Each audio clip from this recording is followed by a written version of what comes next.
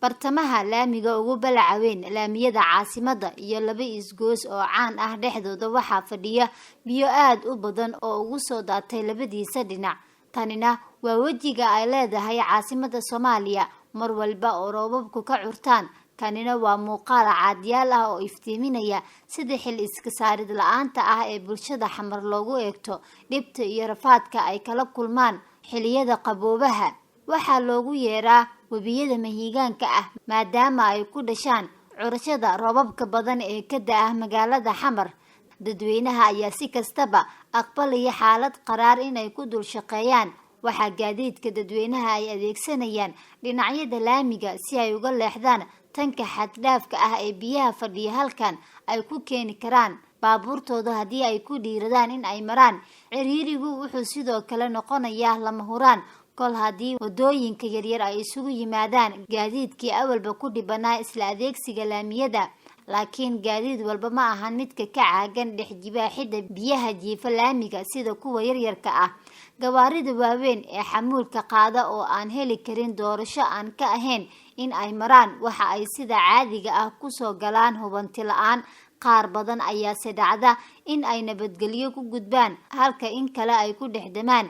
gaariga idin muuqda waxaa lagu soo xiray mid kale si loogu saaro biyaha. ha yeeshee mar walba oo mid laga saaraba waxaa soo gala mid kale oo awoodi waayay in uu sahal ku dhaafo. kuwa kalena waxaa ku adkaata in ay ku sii socdaan iyaga oo u weecda dhinaca xaafadaha si ay ugu soo barmuudeeyaan. inta u dhaxeysa baar ubax iyo balaagsi gaar ahaan daalo iyo agagaarkeeda roobabkii ka da'ay kaliya ma aysan saameynin isku socodka gaadiidka. waxaa sidoo kale hakad balaaran ugu jira ganacsi badan oo ka dhinac furnaa kasoo horjeedka laamiga kuwaas oo gebi ahaantoodba isxiray. cabsida haysata ma ahan maalin iyo maalmo inta ay hakadkaas ugu jiri doonaan biyaha ag fadhiya. waa hubaal la'aan ka haysata haddii xilli roobaadka oo dhan ay ku dhameysan doonaan shaqo la'aan maadaama aalaaba gurmad yar oo isna gadaal ka yimaada ay ka helaan maamulka ku shaqada leh. waqti ay ahayd in caasimadu u diyaar garowdo maalmaha farxadda iyo damaashaadka ee ciida. muuqaalkani ma ahan midkii qofi jeclaan lahaa inuu ku dhex dabaaldego waxaana qayb ahaan ay muujinaysaa mas-uuliyad daro qaran iyo mid gobol. boorarka lagu xardhay dharka caruurta ay ku ciidiyaan mooyaane dhaqdhaqaaq kale oo muuqda halkani kama jiro. way adag tahay in lagu dhex socdo kasakoo cabsida ah inay walxo halis ah oo ay biyaha soo raacay ku dhex jiri karaan. dhiiqada iyo qoyaanka ciidda jilicday awgeed waxa ay qofkii ku dhiirada ku keeni kartaa in uu kasoo bixi waayo.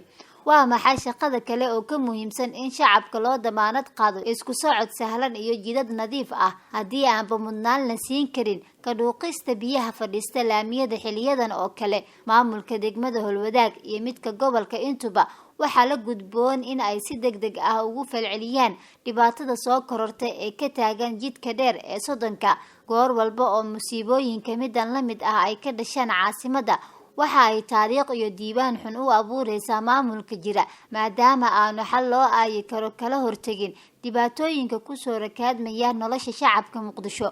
waxaa ka dhigay Kigali caasimada nadaafada iyo quruxda Afrika kana yeelay Muqdisho xarunta wasaqda iyo ildarida.